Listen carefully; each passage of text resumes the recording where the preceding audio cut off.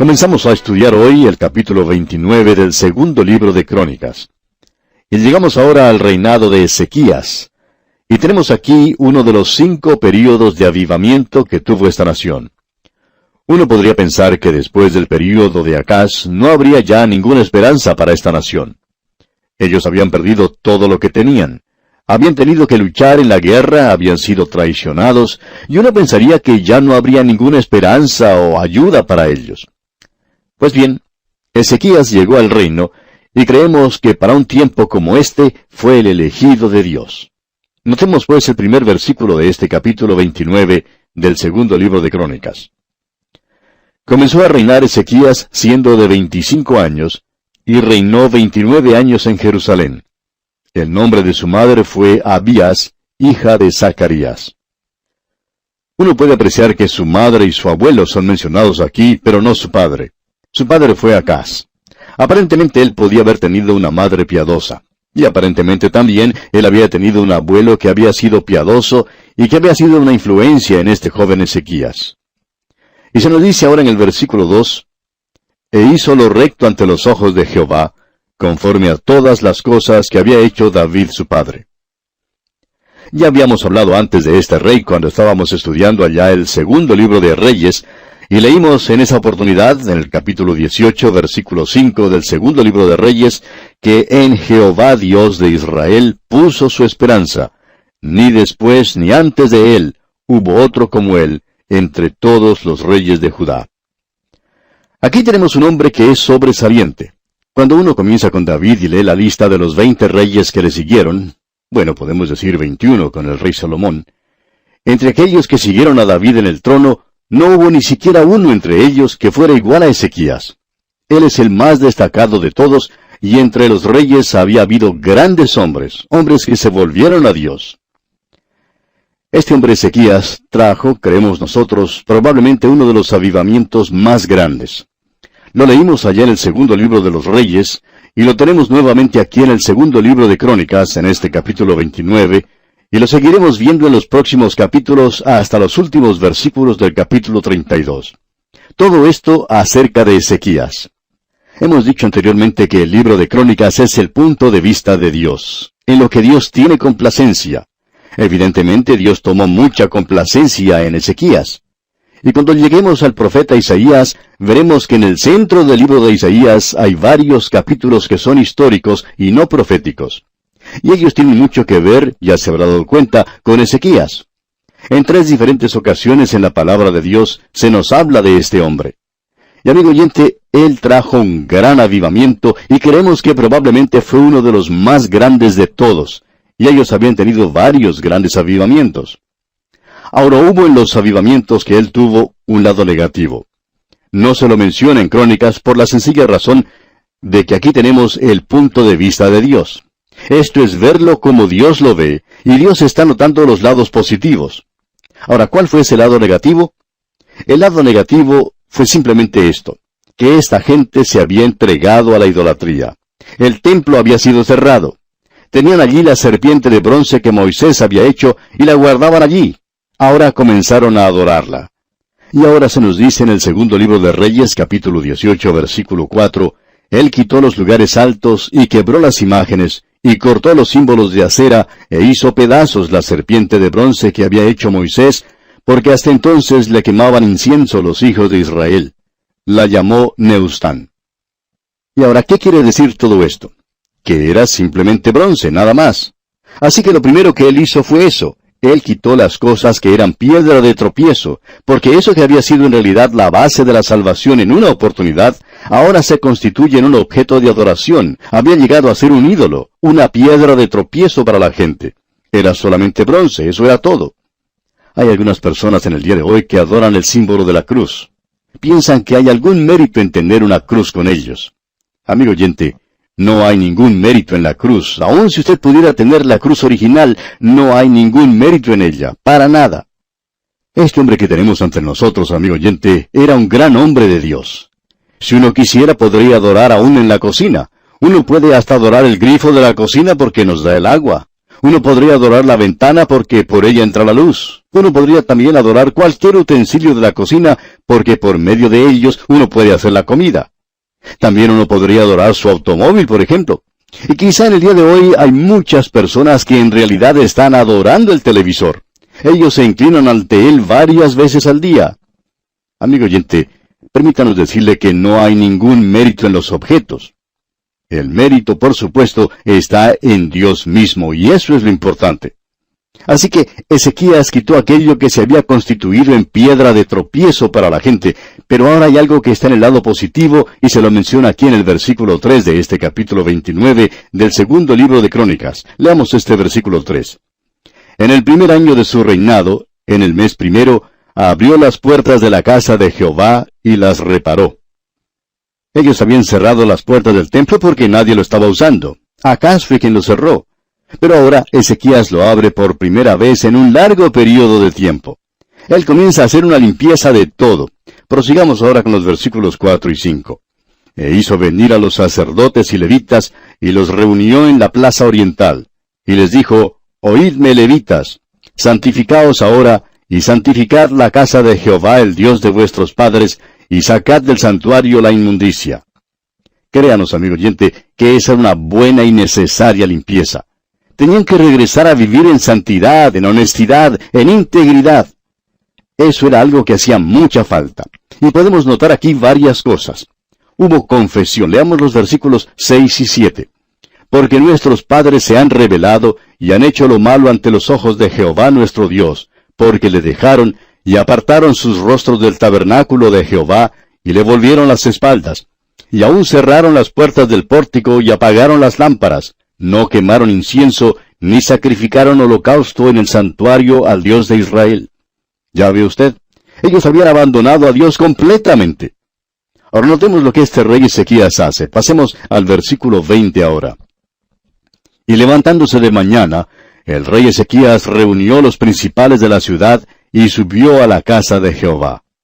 O sea que él estaba dando un buen ejemplo, dio un testimonio público para Dios. Y creemos, amigo oyente, que esa es una de las cosas que probablemente se necesitan más que cualquiera otra. El mantenerse firme del lado de Dios en forma pública de parte del pueblo de Dios.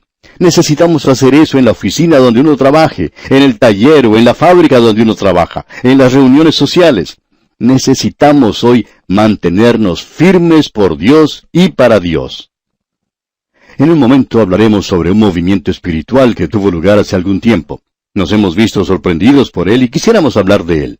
Pero una de las cosas que lo han caracterizado es que aquellos que se han entregado a Cristo son personas que están totalmente dedicadas a Él. Y eso es lo que la iglesia en el día de hoy necesita hacer. Ahora se nos dice algo más acerca de este hombre. Él da una invitación a otros para que vengan a adorar a Dios. Pero vamos a pasar por alto muchas cosas maravillosas que él hizo para llegar pronto al capítulo 30,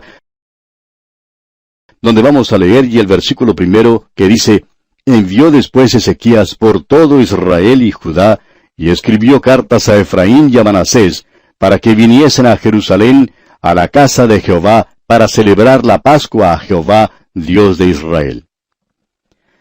Su padre había guerreado contra el reino del norte y ellos lo capturaron. Uno pensaría que Ezequías podría llegar a ser un rey con un espíritu de venganza en su corazón, quizá con un espíritu de saldar cuentas. Pero notemos que él abre el templo de Dios, restaura la adoración y da un testimonio público. Ahora él envía una invitación al reino del norte y dice, únanse a nosotros para adorar a Dios. ¿Qué ejemplo más maravilloso es este, amigo oyente? Hay un regreso a la palabra de Dios como podemos apreciar, y creemos que eso es algo tremendo. Ahora en los versículos 15 y 16 de este capítulo 30 del segundo libro de Crónicas leemos, entonces sacrificaron la Pascua a los 14 días del mes segundo, y los sacerdotes y los levitas, llenos de vergüenza, se santificaron, y trajeron los holocaustos a la casa de Jehová. Y tomaron su lugar en los turnos de costumbre, conforme a la ley de Moisés, varón de Dios, y los sacerdotes esparcían la sangre que recibían de manos de los levitas. ¿Puede ver usted lo que está ocurriendo? Están regresando a la palabra de Dios, así como necesitamos hacerlo nosotros, y ya lo estamos comenzando a ver. Ellos leían la Biblia, ellos habían regresado a la palabra de Dios, lo habían realizado en sus propias vidas y la estaban escuchando y cumpliendo. Permítanos decirle algo, amigo oyente, y probablemente parezcamos un poco anticuados, pero estas cosas están teniendo lugar aún en el día de hoy, y de eso hablaremos en un momento. Por ahora estamos observando el avivamiento que tuvo lugar durante el reinado de Ezequías. Este rey Ezequías es el más destacado de todos después de David en el linaje de Judá. Ni siquiera vale la pena mirar a los reyes de Israel porque, como ya hemos dicho anteriormente, no hubo ni siquiera uno bueno entre todos ellos. Aquí en Judá sí hubo varios reyes buenos, pero Ezequías aparentemente fue el más destacado de todos.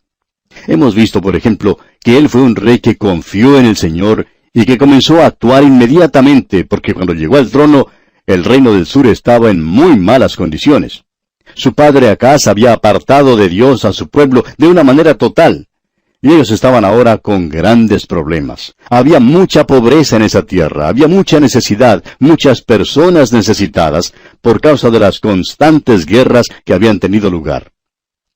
Este hombre Ezequías, en primer lugar, abrió las puertas del templo, restauró el sacrificio que habla del Señor Jesucristo, y permítanos agregar que el Señor Jesucristo tiene que ser glorificado y honrado si uno desea que las bendiciones lleguen a su pueblo.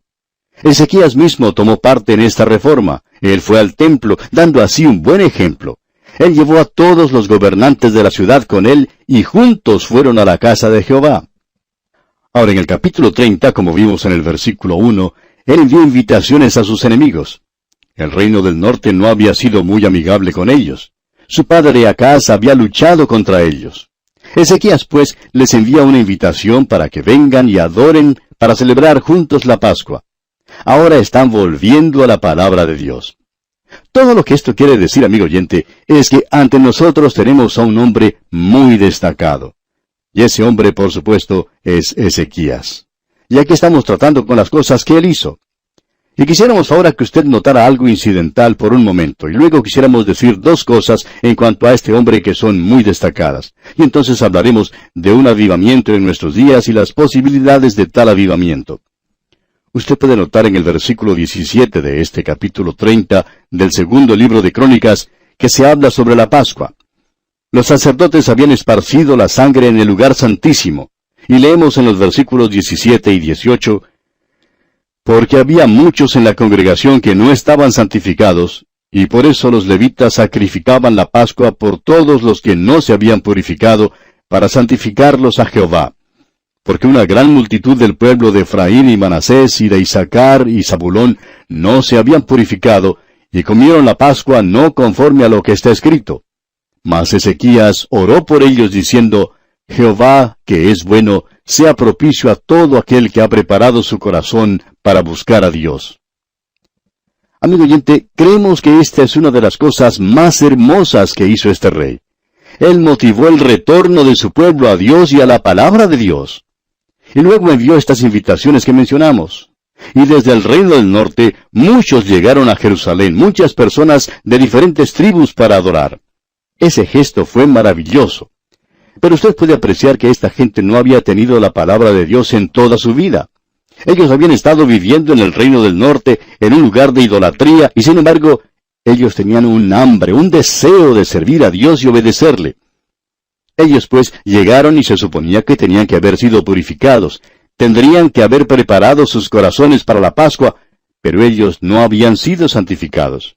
Ellos procedieron a participar de la Pascua sin saber esto.